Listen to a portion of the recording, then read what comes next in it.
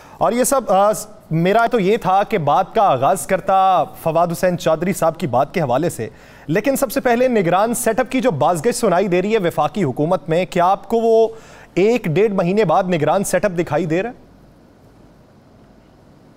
मैं आज से कुछ तकरीबन 1-1.5 हफ्ता पहले मैंने एक ट्वीट किया था कि बर्फ़ पिघली है, और बर्फ़ पिघलने के साथ साथ सूरत हाल ये है कि किसी न किसी तौर पर राब्ते जो हैं वो दोबारा शुरू हुए हैं।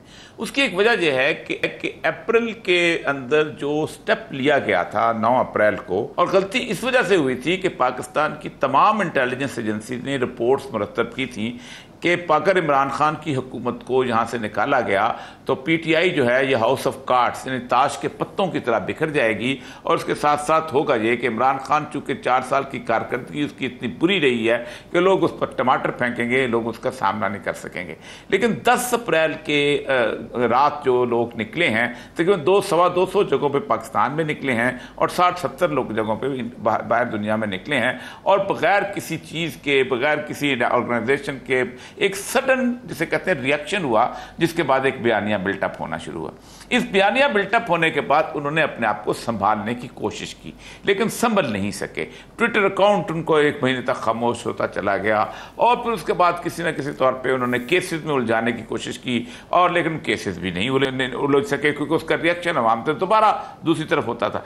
आखिरी जो हल्ला लगा है वो लगा है 17 जुलाई को, जब ये इलेक्शन हुए हैं, ये जो उसमें 15 सीटें जब तो जीती गई हैं, तो ये 15 सीटें बुनियादी तौर पर स्टैब्लिशमेंट की सीटें हुआ करती थी। ये सीटें वो पीपल्स पार्टी को तोहफा देते थे तो पीपल्स पार्टी की हुकूमत बन जाती थी। ये सीटें जो कभी तोहफे में दिया करते थे उसको नून लीग को, तो नून लीग की बन जाती थी। तो ये बिल्कुल हिला के रख दिया क्योंकि मार्जिन इतना ज़्यादा था कि धांधली मुश्किल हो गई थी। अब रियलाइजेशन ये आई है कि क्या करें। जाहिर बात है कि इन्हीं पॉलिटिकल फोर्सेस के साथ अदारों ने जिंदा रहना होता है। अदारे आसमान से नहीं आते।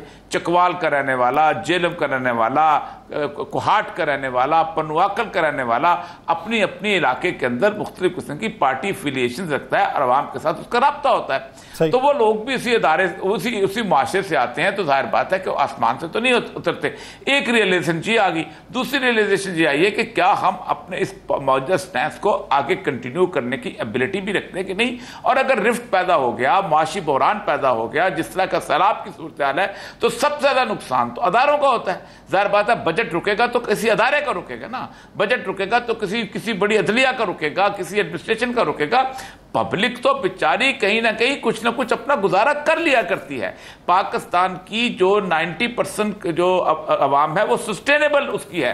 गांव के अंदर जो आपकी इस वक्त 70% आबादी है उस पर महंगाई का असर नहीं होता।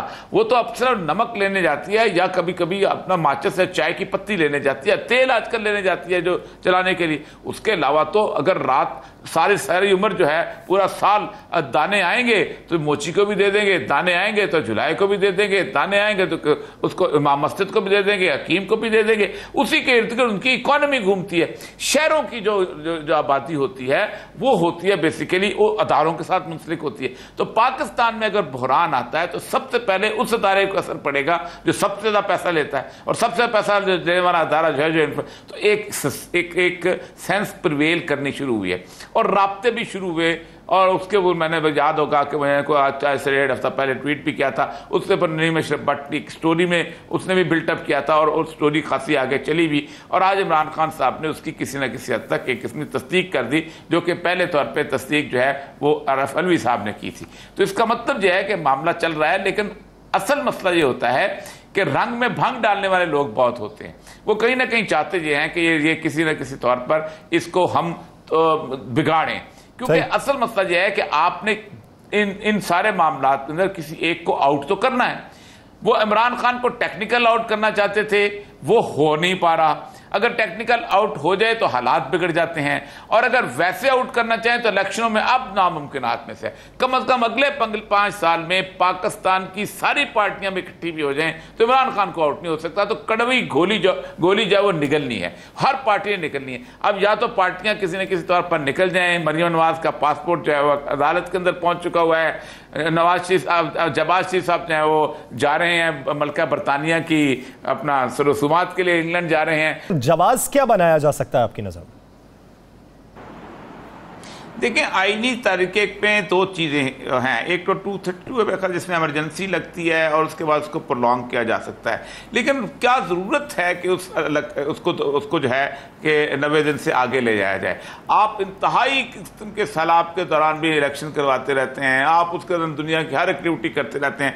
सैलाब, चलो ठीक है, सैलाब आ गया, उन इलाकों के अंदर नहीं आप करा सकते, लेकिन उसके बावजूद भी मुझे ये ज़रूरत महसूस नहीं होती कि किसी तौर पर भी कोई एक निगरान सेटअप जो है वो 90 दिन से ज़्यादा लाया जाए। क्योंकि असल वजह यह है कि एक बात तो तय है कि इमरान खान अगर वाकई इलेक्शन फेयर होते हैं तो दुनिया की कोई ताकत असेसमेंट करने वाली ये नहीं कह सकती कि इमरान खान जो है एक अच्छी खासी साइजेबल मेजॉरिटी में नहीं आएगा। इमरान खान जो है वो 2018 वाला इमरान खान नहीं होगा जिसको बैसाखियों की जरूरत होगी। इमरान खान जो है वो कम से कम उस तरह का नहीं होगा जिसको डिसीजन मेकिंग करने के लिए चारों तरफ देखना पड़ेगा। निगरान सेटअप तो दुनिया का वीक तरीन सेटअप होता है जिसको अदालतें खींचती फिरती हैं। ओ भाई, तुम्हारी तो हैसियत ही नहीं, तुम अपने हद से तजावज कर रहे हो। जिसको एस्टेब्लिशमेंट खींचती फिरती है, ब्यूरोक्रेसी जिनका हुक्म नहीं मानती। हम नहीं रहे निगरान सेटअप के अंदर, हमें तो पता है कि 10 वो गिनते होते दिन, यार इसके 60 दिन पूरे होने वाले हैं, फिर फाइल बाहर निकालेंगे। अभी इसको जाने तो नया नहीं गवर्नमेंट आएगी तो देखी जाएगी। निगरान सेटअप के अंदर आप मुझे बताएं कि आपके 3-4 उसमें निगरान सेटअप तो आते रहे हैं, इसमें क्या सेटअप किया आपने? ज्यादा से ज्यादा वजीर आजम ने अपने घर के अंदर एक टेलीफोन एक्सचेंज लगवा लेता है, या कोई पुराना पुल टूटा हुआ था उसको मरम्मत करवा लेता है, या कोई डिस्पेंसरी सैंक्शन करवा लेता है, या कोई 4 लोगों को अपनी नौकरियां वगैरह। इससे ज्यादा क्या होता है निगरान सेटअप के अंदर?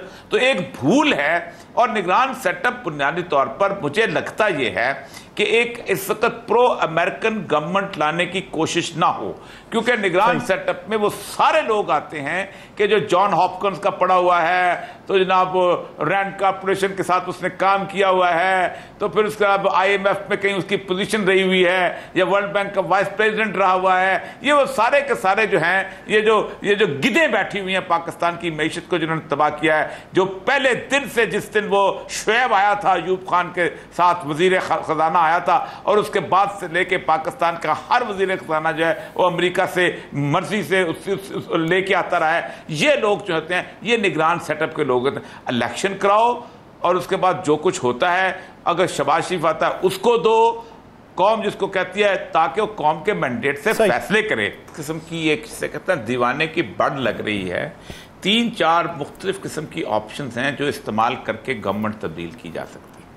नंबर 1 ऑप्शन तो ये है कि काफ लीग सारी की सारी जो है उसके 10 मेंबरान जो हैं वो चोरी शुजात को छोड़ के इस तरफ आ जाएं, जो कि मैं कम अज़ कम उस ख़ानदान को एक तवील अरसे से जानता हूँ, ऐसा मुमकिन नहीं नज़र आता। ठीक, एक क्राइसिस सिचुएशन बन सकती है, हो सकता है बन भी जाए, थोड़ी सी लड़ाई भी है, लेकिन ऐसा नहीं होगा। ऐसा होना होता तो किसी और तरफ ही हो जाता, लेकिन वो एक ख़त था, वो ख़त पे जिस तरह से वो लिखा गया है और जिस तरह बेदिली से लिखा हो गया है सब जानते हैं, और वो उसके घर वाले भी, हम भी जानते। एक तो ये ऑप्शन। दूसरी ऑप्शन ये है कि आप जो हैं वो किसी तौर पर वो PTI के कुछ लोगों को तोड़ें और उनको अलहदा करके आप ऐसा कहें कि गवर्नर कहे कि आप अपनी जो है वो मेजॉरिटी आप असर्ट करो। उसमें वोटिंग होगी, जब वो वोटिंग होगी तो कुछ लोग नहीं होंगे तो वो मेजॉरिटी जो है वो असर्टेन नहीं कर सकेगा। उसमें शायद काफ लीग के 2-3 लोगों को अलग कर लें, 4-5-6-7, एक ये ऑप्शन है। लेकिन उसमें भी अगर PTI के लोग निकलते हैं तो PTI में इस वक्त एक खौफ तारी है कि जो भी उनका लोटा होता है उस लोटे को लोगों ने इस बुरी तरह रिजेक्ट किया है कि आप उसका तसव्वुर नहीं कर सकते। अब वो आइंदा उन्होंने इलेक्शन लड़ना है तो ना इधर के रहे ना उधर के रहे, ना खुदा ही मिला ना साले सनम वाली जो बात होती है कि वो ना नून लीग की टिकट पे लड़ सकेंगे, ना ना ना ना ना पीपल पार्टी की और ना काफ लीग की, वो PTI से। अब आखिर अगर आपने तो फॉरवर्ड ब्लॉक बनाना एक आखिरी रह जाता है। अगर फॉरवर्ड ब्लॉक बनता है तो 63A की जो तलवार है वो तो सुप्रीम कोर्ट का फैसला आ चुका हुआ है कि उनके वोट ही काउंट नहीं होंगे। तो वह वोट ही काउंट नहीं होंगे तो किस तरह? तो ये मेरे तरह आप जैसे तज्जियाकारों ने कुछ छोड़ी हुई है जिस पे हम बैठ कर गुफ्तगू करते हैं, हमारा 10-15 मिनट का टाइम पास हो जाता है, मज़ा आ जाता है, टॉपिक मिल जाता है, यही तो बात है। सही। हिलाली साहब, आप क्या समझते हैं कि पाकिस्तान मुस्लिम लीग नून के बेशतर वज़रा की यह राय है कि कभी इम्कान है कि खान साहब नाअहल हो जाएंगे? हम मफरूज़े पे बात कर लेते हैं। अगर खान साहब की नाअहली होती है तो PTI का मुस्तकबिल और अवामी रद्द अमल क्या देखता? अगर उसको डिस्क्वालीफाई कर दें और घर भेज दें तो वो घर से इलेक्शन जीतेगा और उसकी पार्टी वो घर से चलाएगा, और अगर आप उसको जेल में भेज दें तो वो जेल से जीतेगा और वो जेल से अपनी पार्टी चलाएगा। तो आने वाले दिनों में अगर वो इसी तरीके से पार्टी चलाते हैं तो उनके पार्टी चलाने में और मियां नवाज शरीफ साहब के पार्टी चलाने में फर्क क्या देखते हैं? नहीं, उनका तो हैंड्स ऑन अप्रोच होगा।